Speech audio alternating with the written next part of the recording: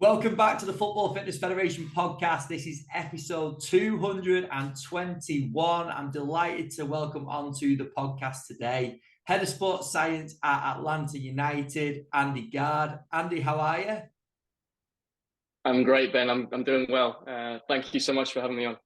No problem at all, mate. I've been stalking you for a while, trying to get you to come online in this one up, so I appreciate you coming on.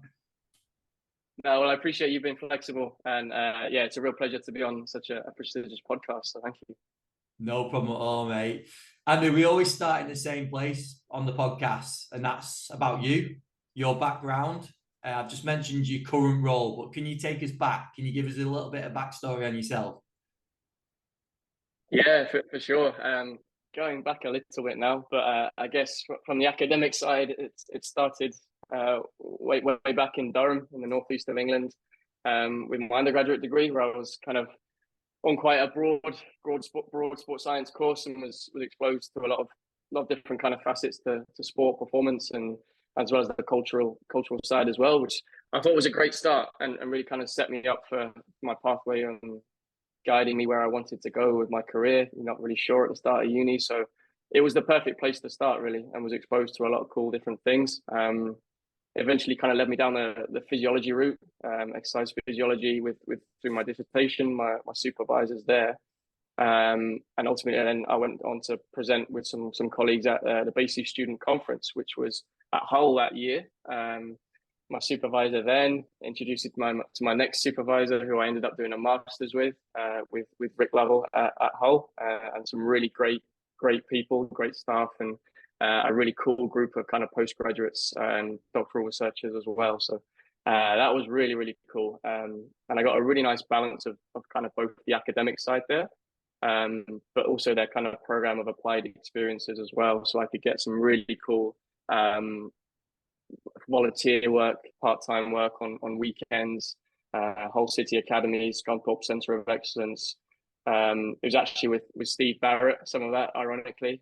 So that was a really nice kind of little partnership that we had, and thanks to Steve for kind of facilitating that too. So I got a really nice blend of the applied and practical side, as well as the keeping my foot in the academic world as well with my own research. And just towards the end of that, really, it was quite kind of spontaneous, but I happened to see an internship advertised at Celtic Football Club up in Scotland, and never thought I would have any chance of kind of getting through that. But somehow I was one of two interns selected, and had a year with the whole club, really, mainly based with the first team, but having a lot of really cool experience with the reserve team at the time, and then also down at the academy, some of the part-time kind of school programs as well. So an incredible year, having just finished my master's, but the amount of kind of experiences and things I was able to do and learn from the existing staff there, and some brilliant players, was a brilliant springboard, and something I never thought I would get a chance to do. So and then funnily enough, at the end of that, I was able to kind of be kept on. They thought I was okay, and kept me on in a full-time role, mainly with the elite development squad, which was a newly formed kind of venture that they were doing, rebranding and evolving the reserve team. So given quite a free rein from the first team staff with that, under their guidance in a way, but 4 or 5 years with a great group of players and staff, and trying new things, and really plying my trade under the guidance of those first team sports scientists. So I'll be so grateful for that, and had such an amazing time, just learning infinitely every single day, and trying new things, which was really set me up for what was to come. And after a few years there, I was also able to complete an embedded PhD, which was even more lucky of me to really land on my feet with that.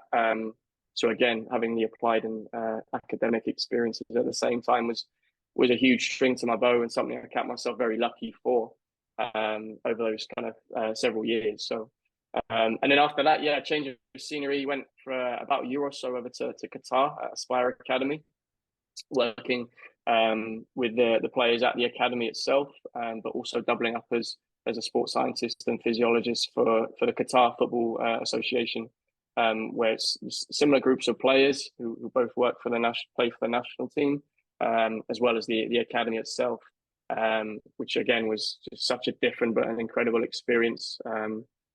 The different types of players, obviously the culture, but the amount of kind of a melting pot of staff, as I'm sure you know, they have there, which was a huge learning experience as well. Not just in the soccer and the football, but across the staff in the athletics and the Olympic sport environment was it's just so unique and so special. So very grateful for that. And then all of a sudden an opportunity came over in the US, which did take me by surprise, but was something I felt I couldn't say no to at the time. And it was an offer to work with US soccer, with the national teams, but primarily with the women's professional league out there, the NWSL. And it was quite a unique and a new role in what was at the time a pretty new league. It was only 2 or 3 years old at the time. But the role was to be kind of a sports science manager and applied sports scientist that linked both the NWSL as well as the women's national team for US soccer. So it was a really cool but different role, a little bit more managerial, not so much kind of field based, but involved a lot of interaction with the teams in terms of the staff they had there, providing educational opportunities for them, upskilling them there, providing kind of opportunities for expanding their resources and equipment, whether it's training load monitoring, wellness monitoring type of things. We really try to boost that program and the level of support to the female athletes in that league, as well as, of course, the national team players who were based in that league for the women's national team as well. So we did a lot of testing with the players every year. As I say, lots of kind of education and guest speaker opportunities, those types of things. So it was really different, but also handling a lot of data. We were able to have access to a lot of data between all those 10 teams in the league, and provide guidance and advice on that as well. So it was quite a unique project at the time, what we had access to and how we can improve those supportive standards in the league, which was really cool. So I did that for a couple of years, and then we had a new high performance director come in at the time, and he really gave some really great structure and extra support and staffing to the department within US soccer. And I was able to then go back to some of the men's youth national teams at the time. So working with the U20s and the U23s primarily through different Olympic and World Cup cycles, which again was very different to what I've been used to in a club in Scotland. Then working with a national team and kind of the different emphases and focus of the job with national team players and how to support them. So an incredible, again, 4 years where I really developed and learned some really different skills to what I was used to in previous roles. And the time at US Soccer, it progressed, it evolved. I got time to spend with the men's national team in the previous year, so mainly in 2021. So very grateful for those experiences as well. And after 5 or 6 years, then I moved over to the MLS at the start of last year, as I was telling you, into what is again a different role, but one I'm really enjoying. One is different, but a really great challenge and something I love to do. So that's me to date. Hopefully not waffled on too long. No, not at all. It's great insight. You're still involved with the national setup as well, Andy? No, just solely with the MLS with Okay. Atlanta. Perfect, Brill. One thing I was going to ask and pick out for what you're saying then, which I think would be really interesting for anyone probably going through any sort of education at any stage so far, is how have you found the balance between the applied side to what we do and academia? Like, because I feel like certain people, they struggle with the balance between the two, don't they? They either go too far down one and forget the other. And how have you found that balance? Yeah, I think in whatever role I've been at, but I've tried to keep a good balance, as you say, and tried to kind of keep in touch. Obviously, when I was doing masters and then into the PhD, it was heavy on the academic side and heavy on the reading and literature searches and reviews. But I really do feel in my position now and where I'm at that was a huge help at the time, being really immersed in some of the literature for an extended period really improved my kind of knowledge base and my confidence in terms of prescriptions as a practitioner and what I'm doing with players, but why. Always being able to explain why and have a rationale. I think that's the key thing. And although I may not be quite as immersed in reading research papers as maybe what I was when I was doing those degrees, I think it's I think it's good to be able to keep a little bit of a track going, whether it's reading 1 or 2 new papers a week, but just to kind of keep the finger on the pulse on how research is evolving, whether it's training load monitoring, strength training, injury prevention and injury rates, those type of things. It really underpins what we do as kind of as practitioners. So if you can keep as up to date as possible to help support your athletes as best as possible, I think that's a good skill to kind of keep going throughout in the background. 100%. I think that's just a natural transition of a career though as well, isn't it? Like, you're going to have more time that you do spend heading books, in articles, in research, and then obviously when you've got more applied work to be doing, then that might take a little bit of a backseat, but like you say, you've got to keep things spinning. I mean, you've got to keep all those plates spinning at the same time. Yeah, and I think obviously it never stops. We always say we never stop learning. We're always striving to get better at what we do, and throughout your days or weeks across the season, the questions will come up in your own mind or from a player or an incident that's happened, where you do need to think to yourself, right, I need to know more about this. I'm not skilled enough in this. I need to have more of a knowledge base to be able to deal with this situation, or again, if it happens in the future. So I think there's always things that are going to keep you on your toes and keep you asking why and saying, yeah, I do need to get a bit better or know more about this for the future. So I think it's a good mindset to have as well, to keep asking those questions. And if you don't know certain answers, then find out why. Yeah, definitely. I find it really interesting speaking to people like yourself that have worked at national level, but also club level, and some of the differences in roles. It was interesting speaking to Jack Sharkey not long ago, who's just started with the Australian team, and he was sort of saying, like, I always wondered what national team coaches did all the time, and how did it take up so much time when they didn't have the players with them all the time. So you having that insight into both club and national roles, what have been, apart from the obvious of not being day-to-day with players, like what have been some of the key differences for you in those roles? Yeah, I think probably as Jack explained to you as well, I probably wasn't ready or fully aware of I guess the degree of difference between club and national team, apart from the day-to-day contact, as you say. The big thing initially, and some of the director at the time that we had, James, he was really good about kind of developing that within his staff in the department, was the relationship side and the communication. So much of our time was spent contacting clubs, whether it's phone calls, emails, the odd message, but trying to keep those lines of communication open. In a U20 national team, we could have 60 plus players on our player pool, and you're trying to kind of keep your finger on the pulse for all of them in terms of where they're at, what their status is currently, and how they're doing. And they could be spread out anywhere in the world. We have loads of different players in Europe, Central, South America, as well as the MLS. So trying to kind of manage all that pool and provide the right amount of information. So that information would go to our head coach.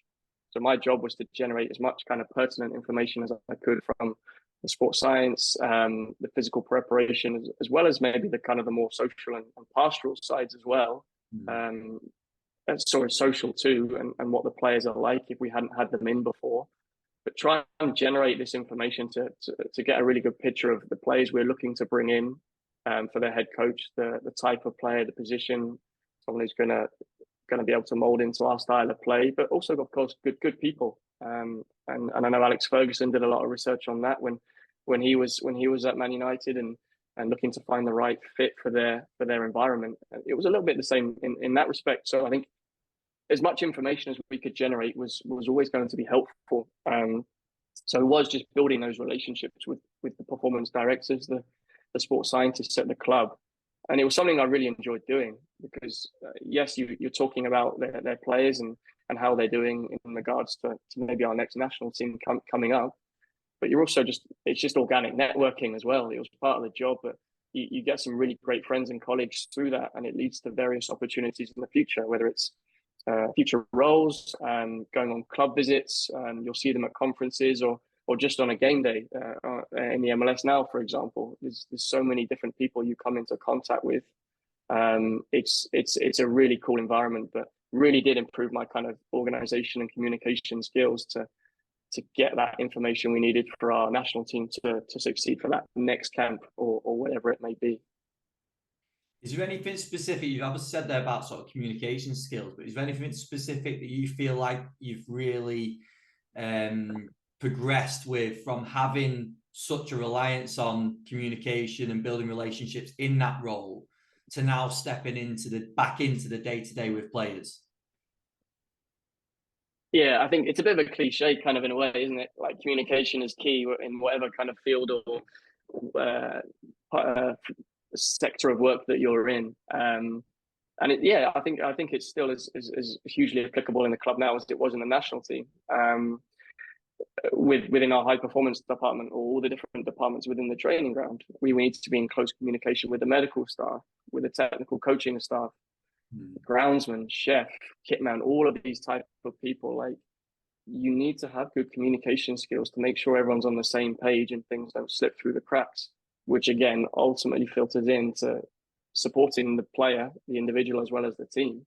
Because if something breaks down and someone's not aware of something, then it can affect the players and our subsequent process in training or whatever it is that week. So I've definitely tried to double down on making sure my communication as good as I could, and the information that I generate or come across, whether it's through the data I collect or just a conversation with a player, if that is relevant to other people, and making sure they know it, and it's ultimately again to protect the player and making sure they're in a good status, and we're supporting them as best we can with our resources. So I think the other thing I'd say is that when I joined the club right now, I was new. Many of the club have been there for a long time already. So I made a real point just to kind of get to know people, and whether what that was within the kind of the football or soccer department, but other parts of the training ground, just go and introduce yourself, say hi, tell them what you do, just get to know them, because you might need to liaise with them at some point in the future on the business side, for whatever reason. But generate those conversations, get to know people, build those relationships, and it helps with kind of decision making a lot more in the future. It makes it easier if you have those bonds already, but making the effort, ask probing questions, just be inquisitive. So I think that's how it's kind of transferred to me a little bit more in this current role back in a club. It's really interesting to think that that's such a basic skill that we should all possess, but it's still skipped by a lot of people, isn't it? The fact that just go and speak to people and you never know what that relationship, like you say, there's numerous different roles that you'll interact with every single day, isn't there, that will impact players and your role. You're only going to be able to create those relationships from actually going and speaking to those people. Exactly, and you've said it there. If it was a player, just building that kind of rapport with them is only going to be beneficial with them in the future. They may be a little bit standoffish at first. It's a new member of staff. They're kind of maybe figuring you out a little bit. But if you show a genuine interest, and that's what I want to do, I want to know about them, where they're from, where they've been, do some kind of background on them, research, but try and find some like themes that, or common interests even, to kind of get on their level, get on their page a little bit, but yes, build that rapport. And then that hopefully down the line will make it easier when you're trying to implement certain things in regards to their performance. And ultimately helping them on the pitch to be a better athlete and hopefully injury free. So I think it starts at that very basic personal level. And as the trust grows, we hopefully are able to have that really cool working relationship over time. Yeah, brilliant. And going, obviously having the experience with the national team, you're going to have definitely had a bit of an insight into this, but working in the MLS as well, speaking with a few people that we've had in the podcast before, there's definitely some unique challenges that come across in that league, isn't there? So can you talk us through some of your experiences of some of those? Yeah, I mean, I'm not going to lie. When I first moved to the US, I definitely underestimated the extent of the geography and the size of the country. Yeah. Flying northwest to southeast, 6+ hour flights just wasn't comprehensible to me before I moved over there. I'd been on vacation offshore, but I didn't quite understand that domestic travel could be that long within the same country. So that's obviously the big thing. So Yeah. it's a regular air travel, potentially crossing 3 time zones, whether it's east to west or west to east. There's a lot of factors to be involved, or in terms of my planning and within the staff, and my colleague Ryan in sports science, Jack and Ricky too. There's a lot of things we need to account for. So the travel is obviously a big piece. Being able to deal with weather and the most extreme weather you've seen in different parts of the country. And obviously, we're a summer league. We play through the summer, so we do get some cold times at the start and the end of the year. But we're a lot of the time we're dealing with kind of high heat and humidity, and having to kind of formulate really good strategies to deal with that and support players' preparation, their kind of physical outputs and energy levels during games, as is pretty common, and then obviously the recovery side of it too. And the amount they're expending in these hot, humid environments may be exacerbated compared to a more temperate ambient atmosphere. So those are some of the big things. And it related a little bit to the national team environment as well. We'd have a lot more kind of long haul travel with the national team. So I found I was generating a lot of good experience with managing kind of flight plans, working with the team administrator to figure out kind of player travel plans wherever they're based, going from their home environment to wherever we're meeting for that camp or competition.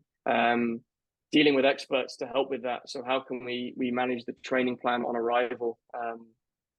Probably a little bit more with the national team this is, but does definitely lend itself to the MLS environment too. So what are we thinking in terms of light, dark exposure post-travel, dealing with different sleep-wake cycles?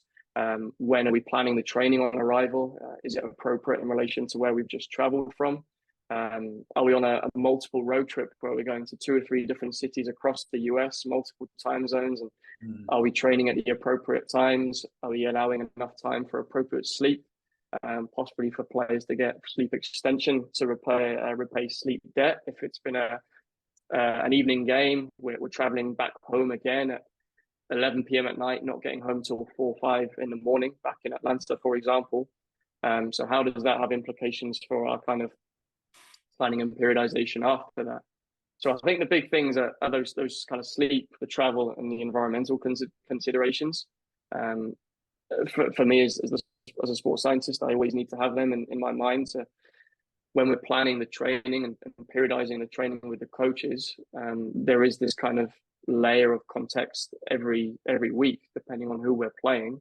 But these contextual elements that need to be kind of superimposed on top of our training plan to make sure we're not pushing the guys too hard during the week because of the travel we have at the end, the conditions we're expecting, even the quality of opposition. The MLS is a very competitive league regardless, but is it a team we're playing who have a particularly physical style of playing and pressing us, and do we need to account for that in our kind of week by week planning and prescription? So every week is really, really different, but the kind of the travel and the environmental sides are perhaps a little bit more extreme to what I was used to maybe previously in Europe.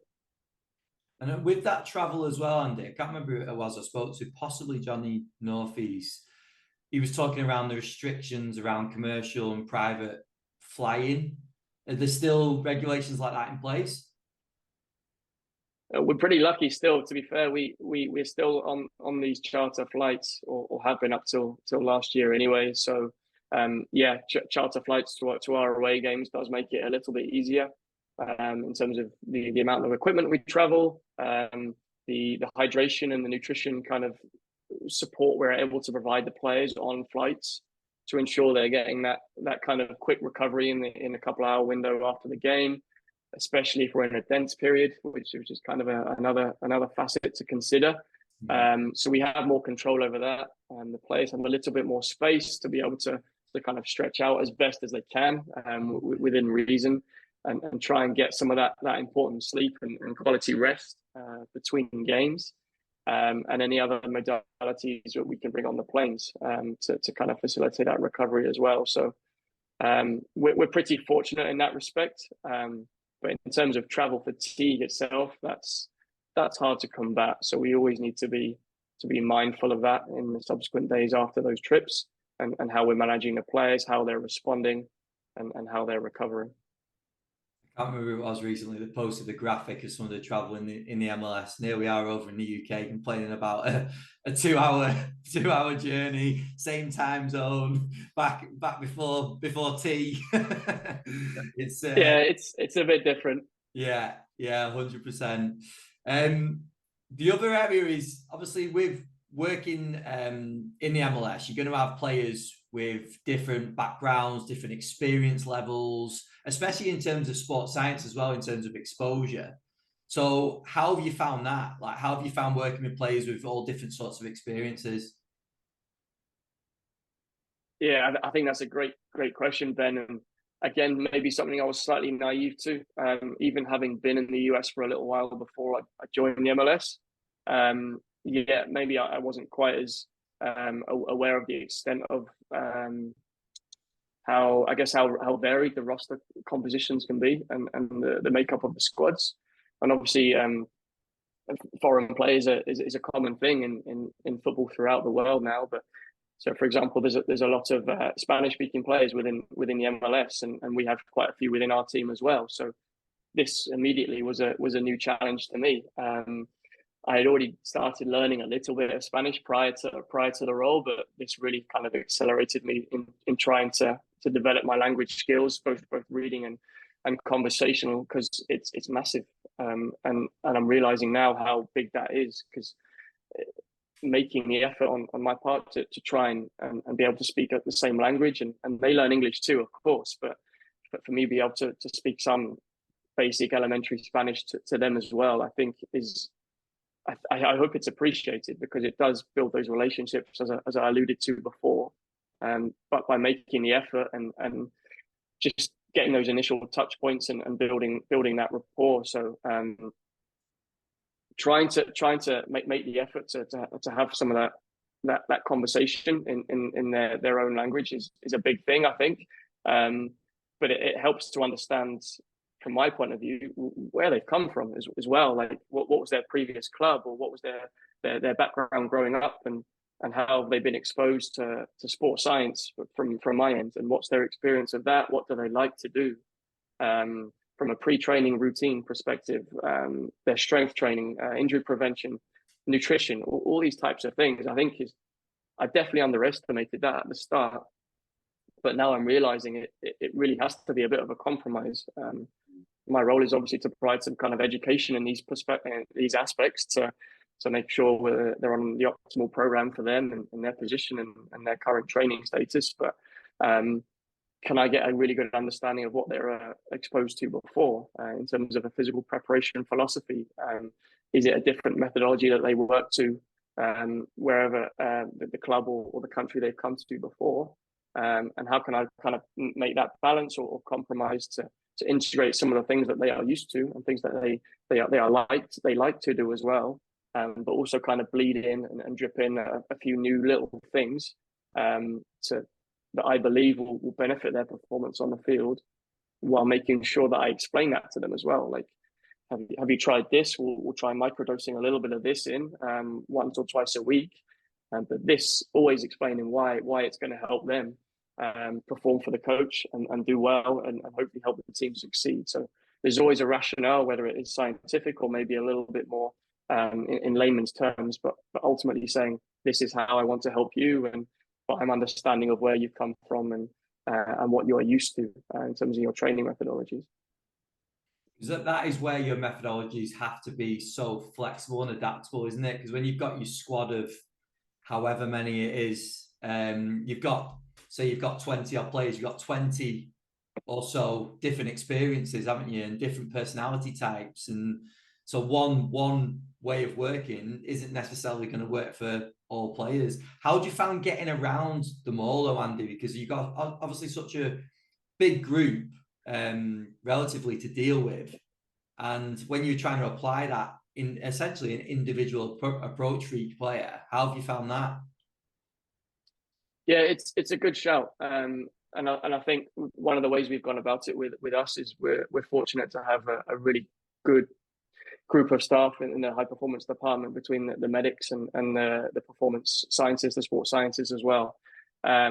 Between us all, some to different extents, we all have some sort of basic grasp of Spanish, but two or three of the guys are either fluent from their home, from where they're from, or they can speak Spanish, Portuguese, or a combination of both. So that's a huge help to us. So we do use our performance coach and our fitness coach, Ricky and Jack, are fantastic at building those relationships, by able to kind of communicate them a lot more effectively. So in that respect, we do maybe break that players down into smaller, more manageable groups. Yeah. Between our staff in the department, and making sure that they're getting the attention they need and deserve. Whereas in pre-season, where you've got 30 to 40 players right now, it's difficult as the kind of roster takes shape. We have some academy players coming in, but I think we do a really good job of kind of distributing our resources to the different subgroups, and making sure that they're on the right channel, the right path with their programming and their physical preparation. And it works really, really well. But I think, to your first point just then as well, it does push you, and it does make you a little bit more flexible as a sports scientist and a practitioner, because there is no one size fits all. Like it's not just my way or the highway. We have to be open to trying new things as well on our end. It's a two-way street. So we're trying to build that reciprocal relationship by, as I say, bleeding in some of the stuff that I believe in or I've seen work before, or there's a scientific rationale to, but also making sure that we're factoring stuff that they like to do, especially if it's like a senior pro and they've been around football for many years. Like they know their bodies, and we have to understand that things that they've done in their routine for many, many years in the MLS or across world football, like we need to be open and understanding and flexible to all of that. And I think that makes us better and more well-rounded, and not being so focused on one way or one methodology, but being open to various different ones, and that'll help in the future as well. I think that speaking to senior players is really, it's fascinating, isn't it? Because a lot, well, especially a few years ago, they might not have had so much sports science experience because it probably wasn't around when they started, or very little of anyway. But also, you look at how robust some of the players are and how many games they've played without that support. And we believe as sports scientists that you need all this to make it through all these games, which obviously there's a real rationale behind that. I think there's a lot of lessons to be learned from how they've recovered, how they've gone game to game and actually made it through X amount of games throughout their career, isn't it? So I think a lot of it is like what you talked about, asking questions and finding out maybe the approaches that they've taken, and using your ears more than your mouth sometimes, isn't it? Yeah, 100%. And they're more experienced than me in that respect. So I need to learn from them, and probably be asking them more questions. In terms of, say, for example, in the MLS, like what does it take to be successful? What do you need to withstand these 40, 50 games across the season with multiple dense periods, midweek games? How have you found success, or how have you supported yourself over the last several seasons, and what have you found that works or what doesn't work? And it could be anything, again, with the S&C related stuff, the travel, some of the kind of the planning of the trip, and with the team administrators, and how can we all share that information? Because you are probably more experienced than me in this respect. So you tell me. Let's be reciprocal in that respect. Yeah. Yeah, brilliant. A big area we talk about a lot, Andy, is collecting data, and then what we do with that data, and what data we even go about using and what we disregard. So in your experiences, what have you found to be most impactful? And you can obviously talk from club scenario and then national team scenario as well. Yeah, I mean, there's so much data around now. I think I kind of prefix the topic by saying like make sure what you collect or what I collect. I need to make sure it's impactful. If it's not having an impact and benefiting the individual player or the team itself and the coach, what we're providing the coach, then maybe we need to have another look at what we're collecting and why we're doing it. So if we're more streamlined and intentional in that respect, then it's going to have a lot more beneficial impact on the team and its individuals within it. So I think I'd always prefix that at the start of this kind of topic of conversation, but very different. Pretty different between national team and the club. Being remote with as part of the national team staff, having built those relationships we talked about, the idea is that we are hopefully able to collate as much information as we can from the team's home environment, whether it's training load data over the previous several weeks, any wellness data they may collect, current gym programs and progressions they're on. If we're lifting in national team camp as well, just to try and keep that continuity. The same with injury prevention and corrective programs they may be on, derived from any testing and screening they do within their home team. And then also obviously medical history will come into it with the medical department that we had. And then probably lastly, the nutritional side as well, obviously really important. Dietary preferences, allergies, any particular supplementation regimens they may be on that we can continue supporting the national team. The idea there was to again arm ourselves with as much relevant information as we can to support that player coming in. So making that transition from club to national team environment as seamless as possible, by being as prepared as we can. So we know this player has a really high training status. He's been playing regularly for his team. No injuries in training or no issues, but coming in a really good training status. So that's ideal, obviously, for us when we're in the national team and we have a fully fit and highly functioning team to select from for the coach. But there may be the odd opportunity or scenario where a player has recently come back from injury. So his training status, his chronic load exposure may be a little bit lower. He's still perhaps in a phase return to certain kind of match play exposure in terms of minutes. So, but the coach still wants to bring him in because he's an important part of our player pool. So in that respect, we've gathered the information, and then our whole performance team, coaches as well, are able to kind of formulate a plan to kind of gradually integrate them, maybe a little bit more modified in terms of what they're doing post travel as well. We've got to factor that in too, but making sure what we're exposing them to is appropriate. But also the data we collect on camp can support that too. So obviously we're collecting a lot of training load data as many people are, whether it's the GPS, heart rate related stuff, subjective training load measures. But we also would do a kind of a daily screen as well, like a musculoskeletal screen. So they'd obviously fill out their typical subjective wellness questionnaires. We had a really great app that they could just fill out on their phones as soon as they woke up, just to see how they're responding to the previous day's travel or the previous day's training, game, whatever it was. But then we tried to marry that with some objective data of the screening, whether it was hip internal rotation, neuromuscular fatigue through an adductor squeeze. We did some hamstring flexibility. This information was then kind of instantly fed back to the whole performance department. And this would inform whether it was a kind of a traffic light system. Is it a red flag? Do we need a conversation here with the player? Or does it need an intervention and a bit more kind of work for that player to get them right for training or the game, whatever it was that day. So there was a really cool process of taking information, but we really acted on it as a department to make sure the player was happy, they were tolerating things okay, and they were kind of fully available for the coach to choose from for that day. And the same thing happened on the back end of the camp as well. Like we've obviously asked for a good amount of information from the teams to help us understand their players' current state as they approached or arrived into national team camp. But it goes the same way with the data that we will collect. We'd obviously generate a kind of a formal report to send back to the performance team of the club, which then help them kind of reintegrate the player back into the club environment.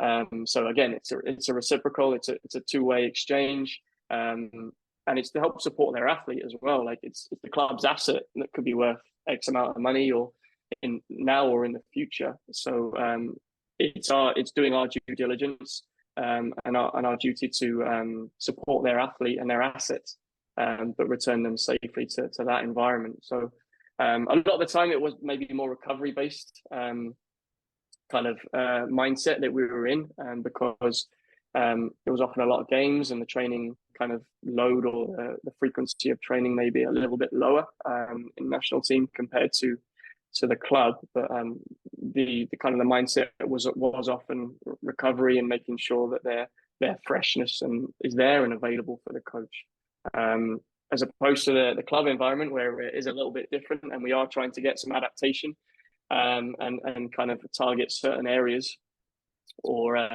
periods where we want to overload players in certain ways on certain days, depending on our kind of periodization philosophy, proximity to the game, their training status as well. So there is fatigue management as well, but it's obviously that we're trying to produce fit, robust, strong players as well, over the course of the season, from pre-season going into the in-season. So the focus is maybe a little bit different, and the type of data we collect maybe a little bit different in a way, but it's always underpinning what we do. We're evaluating daily, not just once a week, or it's daily, tracking longitudinally to see how players are trending in terms of kind of acute chronic type frameworks and things like that. So it's a constant monitoring process between all our staff, and I think that's really important to do.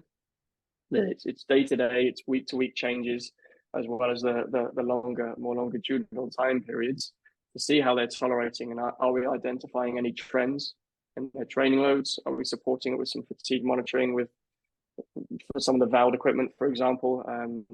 What can we do to enhance our fingerprint for that player? I think that's what we're really trying to do, is understand every player's nuances, trends, and rhythms at an individual level, and all these different types of data, objective, subjective, whatever it is helping us to understand each individual better, and how we then manage them better, to also be available as best as possible for those 50 games we're going to experience this year. So slightly different kind of mindsets, I think, but always coming back to the fact that, is it having impact, and is it helping our players and us being successful on the field? Yeah, it comes back to what we were talking about before, doesn't it, about managing the individual. From seeing both sides, Andy, and being in sort of both camps, has there been any main changes that you've made in terms of presenting that data? So from club to national team, but from you seeing the national team side as well, has there been any key changes from how you actually present that to national team now, or is it pretty similar? I'd say it's similar, but I think I do try, and with the national team, I always try to present as best as picture as possible at the start or prior to camps, just to really let the coaching staff know what kind of state the players are coming in as, and that might have just been on a phone call or even a Zoom call at the time, without providing kind of specific reports of where they're at. But again, just relaying that information. I would say they were probably a little bit more visual before. We were pretty heavy on some of the kind of the Power BI visualizations before, specific to the goalkeepers and the goalkeeper coach. The spread of kind of outputs we're getting in the specific drills, common drills that we do, and how it's different for different positional groups, and whether certain supplementary conditioning should be kind of spawned off the back of that, as well as kind of overall camp loads. And we could be on national team camp from anywhere from a week to 6 weeks. So we're dealing with slightly different scenarios in that respect. But with the club staff currently, it's probably a little bit more of a data and numbers presentation, color codes, different thresholds for certain players in relation to their match maximums and match play outputs. So there's a little difference there in terms of the presentation, but I would say the metrics are very, very similar, very streamlined, very succinct, reliable, and manageable. So I'd say it's, in terms of the the types of metrics we're using, they are pretty similar. Brilliant. Great information there, mate. That's absolutely flown by. I want to move on to some of the quick fire questions that we wrap the podcast up with. The first of which being, who are some of the biggest influences on your career so far? It's a good question. I think I'd really go back to my time in Scotland initially. I think I kind of referenced some of the first team staff there at the time. Kenny McMillan was head of department there at the time and was hugely experienced both in Scotland and in the Premier League previously or prior to that. So I really kind of in a short space of time with him. I mean, you're learning something every day when we were with him in the department, and his academic background as well. So it was almost a similar kind of pathway a little bit. Who got his PhD, had a really solid scientific understanding of applied science in football in particular. And I just learned so much from him in terms of the periodization, the training aspect, the planning, how we're going to elicit certain adaptations with different training designs. That was on the field, but in the gym as well, in terms of strength training for soccer players, and then supported by his first team colleague at the time, Bill Stiles. They were just huge in terms of what they were able to impart to me, both having been very experienced already in several different clubs and bringing different kind of emphasis of expertise, with Bill with the kind of the strength and conditioning and the rehab side, and Kenny with the kind of the planning and the scientific side as well, where they were just massive to me, and I will never forget that. And it still underpins a lot of what I do now, and the mindsets and how they think. So they were huge to me, and still are. And I think the other person I would mention is, as well, or two people are from my academic side. So from the masters, Rick Lovell and Neil McFarlane, when I was doing my PhD in Glasgow, were just really, really powerful in terms of my understanding of synthesizing, criticizing, and interpreting scientific literature, but in relation to my applied role as well. I still have that in the back of my mind now. So I think those guys from the applied and the academic side were really helped to make me kind of quite well-rounded now, hopefully, I would hope. Brilliant. What would you say your biggest strength is as a practitioner? I mean, I would like to think that the various roles I've had, this is the way I kind of like to put it, is that they're all quite different. They're all quite diverse with different populations, different parts of the world, and different kind of focuses of the job. So I think all those different things have helped to make me quite well-rounded in terms of the experiences I've had and bringing them to the role I'm in now. So I think I would hope it's my ability to synthesize different types of information, draw on all the different reams of data or streams that we have or we collect, as well as having the different conversations, but addressing those pertinent things and then just kind of amalgamating it in one to help make decisions on either an individual or a team, but being able to bring them to the coach, the head of medical, the director of performance, whoever it is, but attend to those different types of information we're bringing in and making sure the most relevant ones are being acted upon for every player. So whether it is a nutritional focus, S&C programs they should be on, or injury prevention programs, their training week ahead, and utilizing our training load data to inform that. I think just bringing it all into one, and kind of marrying that, I hope is kind of a skill that I've developed over time and can bring to whatever role I'm in. Awesome, mate. What would you, I always like this question, if you were to speak to Andy from a few years ago, back in university days even, what would be your top bit of career advice for yourself? I think, and I do think about this from time to time. I wish I'd exposed myself to a broader variety of sporting, well, not even just sporting, but like even kind of business or different business environments, but particularly sport with the field we're in. Like go out and go and speak to people, practitioners from different sports at different levels. I think that's important as well. from grassroots all the way up to the elite level, if you can have access to those things. Really throw yourself in there and experience different methods of training, speed training, strength training, or just team sport training in general. The more you can expose yourself to those different things and coaching philosophies, I think that puts you in such a good in good stead for a career ahead. And as we said earlier, kind of being open to different things, but being adaptable for when you come across different situations in future careers, you have those experiences already to draw on.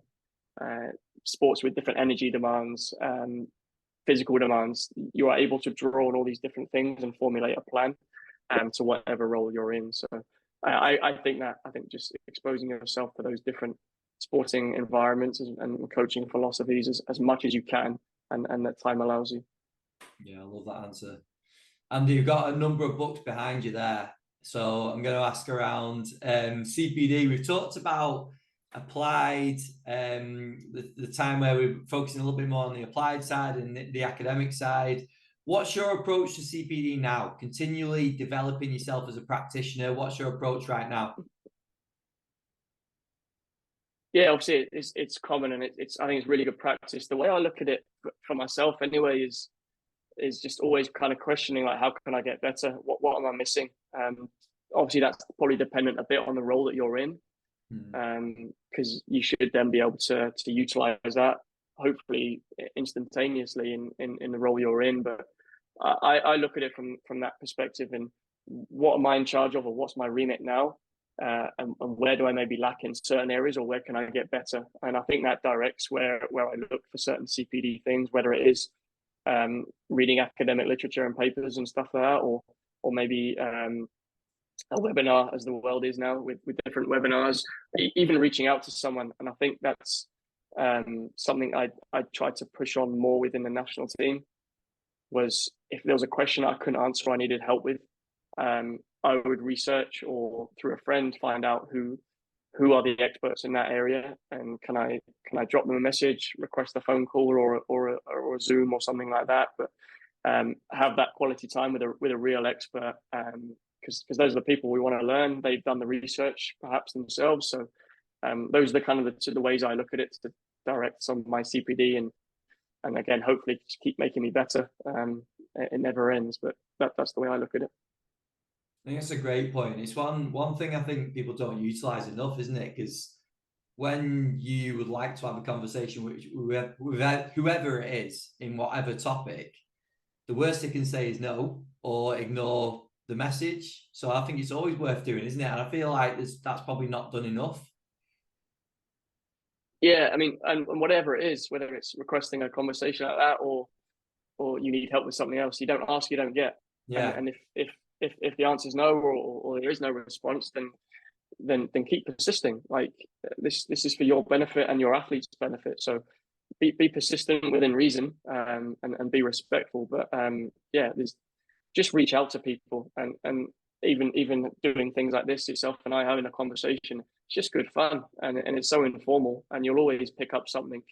I said to you just before as well, like, whether it's a conference, a podcast you're listening to, or something like that, if you can pick up one small thing, one gem that's going to help, you can then transfer to your practice in your environment, then it's worth it for me. So I think that's a good mindset to have as well.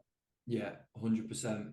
The seamless link to that is, if people want to reach out to you, if they might have questions, or they might want to get into a conversation around anything you've discussed today, where would you send them? I'd probably send them to LinkedIn. I'm pretty good at checking my LinkedIn and kind of interacting with people on there. I have a Twitter as well. I don't use that too much, but yeah, I'd probably say LinkedIn. Perfect, mate. Well, thank you very much for coming on, Andy. It was great to chat. I think we've got some really cool stuff there. So I really appreciate you giving up your time and coming on. Brilliant. Well, I really appreciate you having me on, Ben. And yeah, thanks so much.